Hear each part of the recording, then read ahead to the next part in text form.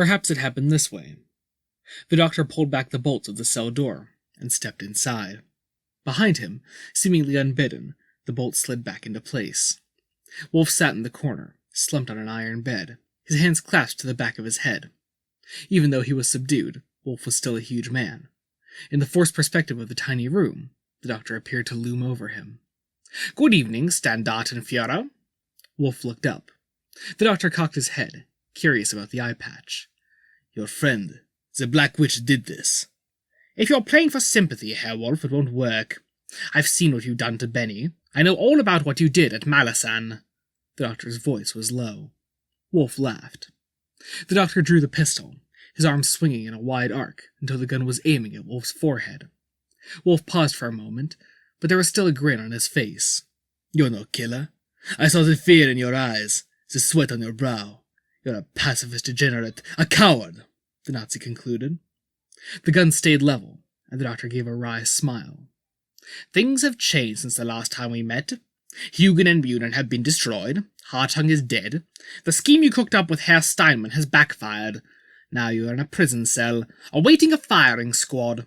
The British don't have a complete set of plans, so they won't be building any stealth planes of their own. They do have enough information to detect any German planes built along the same lines, though." Wolf smiled. "Have you come here to kill me, or to keep me up to date with current affairs?" "Neither. I've come here to prove that you were wrong, and that you have lost. That there is an alternative." "Oh, yes, Doctor. You've seen the alternative. That Forrester, the woman who took out my eye. She's from the future, isn't she?" "Forrester is committed to justice and fairness." "An eye for an eye." Wolf chuckled. "She is a vicious animal. I saw the hatred in her eyes. Her kind will be eradicated. We'll protect decent people from creatures like her. I'll do it myself. Unless you kill me." "Killing you would change nothing. It won't bring back the dead. It won't save a single life. There's worse to come in this war. Crimes against the universe itself. For now, Auschwitz, Pearl Harbor, Stalingrad, Dresden, Coventry, Hiroshima, Kauai are just names on a map. This war will give the words new and terrible meaning, definitions that will resonate throughout history. Killing you wouldn't stop it. No, I've come here to reason with you." Wolf sneered. "A very nice speech. It almost brought a tear to my eye. But you won't stop me with reason. You won't talk me out of it. You'll have to use that gun.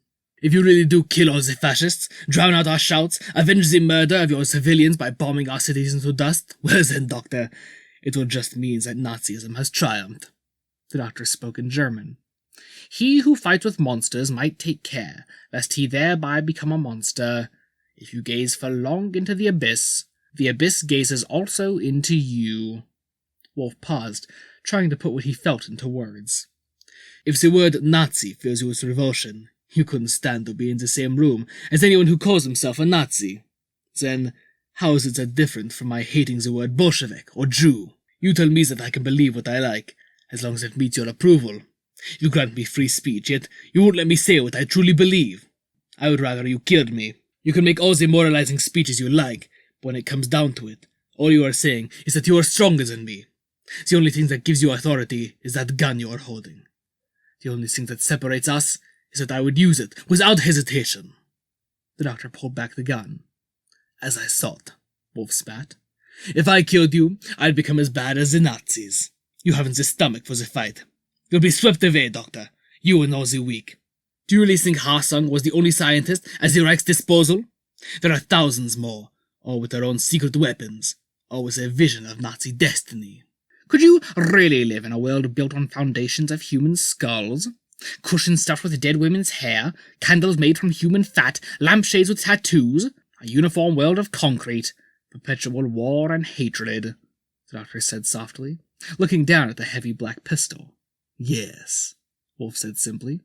"Then, I challenge you to put that gun down and fight me like a man, with honor." "Hardly a fair contest, Herr Wolf. You demonstrated your fighting prowess on the beach, and again with my friend Professor Summerfield. Thugs like you always find it easy to hurt those smaller and more vulnerable than themselves. Your ability to gang up and kill unarmed civilians has never been in doubt.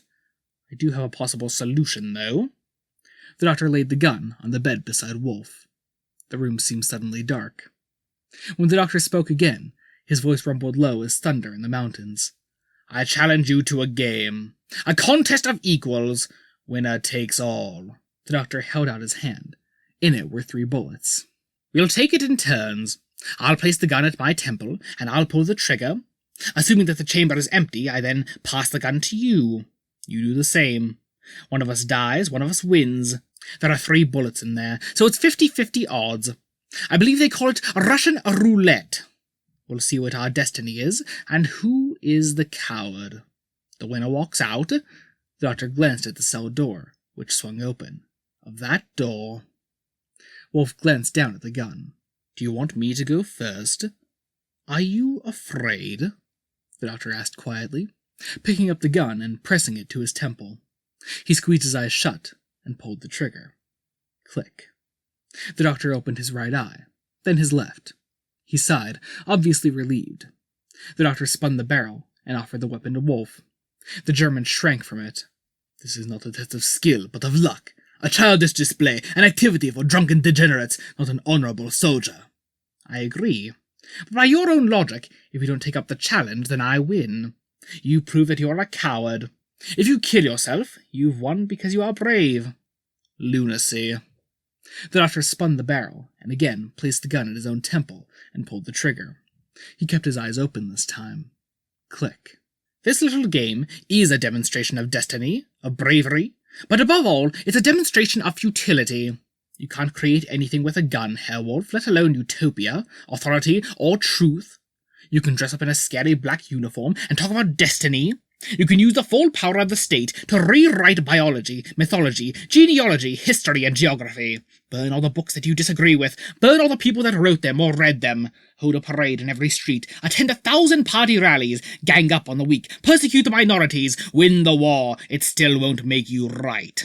The doctor nervously licked his lips as he pulled the trigger for the 3rd time. Click.